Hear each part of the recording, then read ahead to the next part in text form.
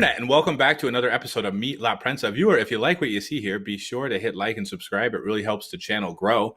We've got a very special guest for you today. As many of you know, the United States has the highest per capita incarceration rate of any country in the world. Our guest today, Patrick Rodriguez, was incarcerated for a number of years, and now he's out, and he's working on sort of reform from within the prison system in his home state of Georgia. So, Patrick, thank you so much for joining us today on Meet La Prensa. Tell us a little bit about what you've been working on. Yeah, Pablo, first off, thank you so much for having me. Super glad to be here today at Meet La Prensa. And so, my name is Patrick Rodriguez. Just as Pablo stated, I was incarcerated for about 3 years. About 42 months, so almost 4 years. I got out in December of 2019. Kind of briefly, I've been in and out of jails, rehabs, and prisons every year since 2014. So 14, 15, 16, 17, 18, 19. So 6 straight years. Kind of was unable to get grips on things, right? And so lots of different things led up to where I am today. And so since I was released in December of 2019, I have specifically focused on working on prison education. Okay, so what are some of the things that you've been working on? Perhaps if we can go back a little bit, tell us a little bit about the prison system resources that were available to educate you while you were on the inside. Yeah, so there really isn't that much, and I think that when we talk about like programs that are available for individuals who are incarcerated, it's important to remember the people who have an extended period of time, and note that it's really difficult to get those individuals into programming based on number one, their sentencing time, and then number two, sometimes charges actually disqualify people from taking particular programs, and so. For me, I ran into a few different programs at times. I was a part of a dog program. I was a part of some details and stuff like that, just some job details that I had to do. And then I actually ran into what is known as an inside out program. And it's an inside out model. And what the inside out model is, it is half of the students that are in this college course are incarcerated, and the other half are students who are a part of the university. So I was a part of Berry College's Inside Out course. And so that it was a traditional course just in terms of like the length of it.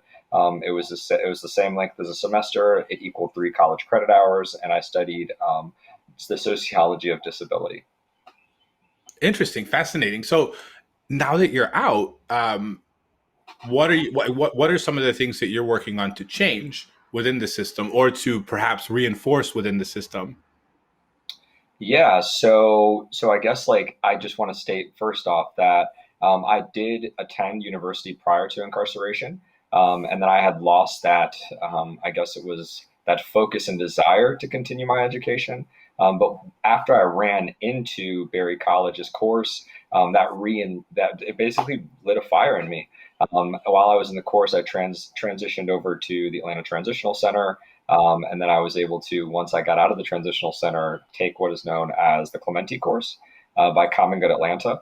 And so what I do specifically in terms of like reinforcing programs that are currently in place, there are not a lot of prison education programs, and there's not a lot of educational programs in general that are available, considering the numbers of individuals who are incarcerated and then the numbers of programs that are in the state of Georgia. There's really no connection. And there's, I guess, as crazy as it's going to sound, there's like disproportionate rates of people who are incarcerated to educational programs, which I don't think that you could maybe equalize those things, right? But what we do know and what has been researched and studied, and you can fact check me on this if you like, but educational programs that lead to higher post-secondary degrees actually do minimize your percentage and chance of recidivizing dramatically. And so most of the United States of America is at a 33% rate, 44% rate at some places. And the way that they measure that is by the end of that 3 years or 4 years after being released, have you been convicted of a felony? So that means about 30 to 45% of individuals who get out of prison within 3 to 4 years recommit a felony. And there are so many things that I can go into as to reasonings as to why, but kind of working to create more educational opportunities because education affected me in a positive way. So recidivism, basically, you think will go down if people have the opportunities inside to study and maybe have more of a focus coming out? Is that basically? Well, yeah. So what education does is education puts you in the mindset of being a student, Hmm. right? And then a student is somebody who's always learning. A student looks at problems and looks for solutions. They don't look at problems and look at them as if like, oh, I can't get past that. You're pushed to either critically think about, critically analyze, or come up with a solution. And so when you enter into that mind frame and mindset, then it kind of takes that perspective and shift of individuals who are like maybe stuck, quote unquote, stuck in their ways, or that you can't teach an old dog a new tricks, or think, those old homages that you hear. But when you start to open up somebody's mind and kind of like just not even download a specific program, but allow them to analyze the texts that are available in front of them, that's what I believe reinstills that value and that push for people to just kind of believe in themselves and to pursue what it is that they're pursuing. So, last question: why the sociology of disability? So, well, really, that was the only class that was available. So that's kind of why I took it. But it was actually kind of interesting. I'm actually really glad that you brought that up. Dr. Allred does a fantastic job. Um, and so, okay, so how do I put this nicely, right? So the United States has kind of a history. They have a history of making specific choices that do specific things to specific groups of people. And so when we think about disability specifically, right, in the context of the course that I was learning from, we were talking about mental health, right?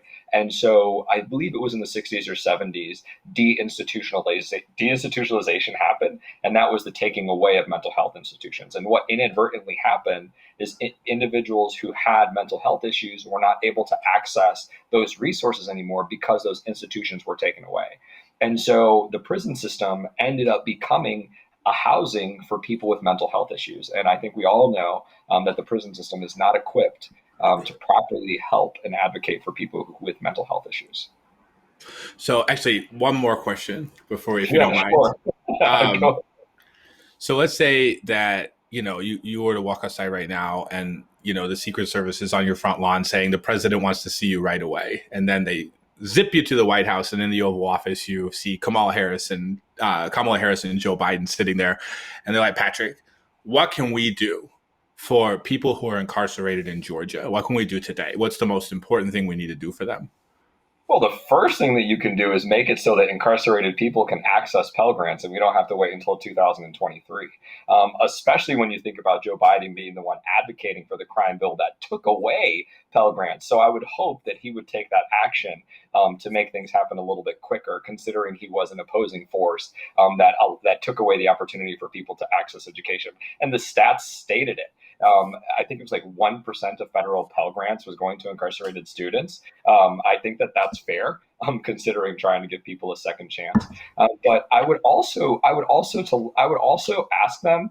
I don't know if I would ask them to change something dramatically. I would ask them to start going and visiting them places and start sitting down and having conversations with incarcerated people.